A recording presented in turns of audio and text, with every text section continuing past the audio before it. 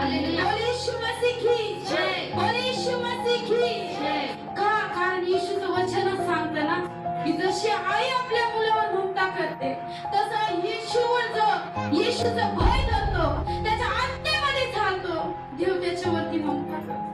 काय आज तुम्हाला येशूची ममता पाहिजे? काय आज तुम्हाला येशूचं प्रेम पाहिजे?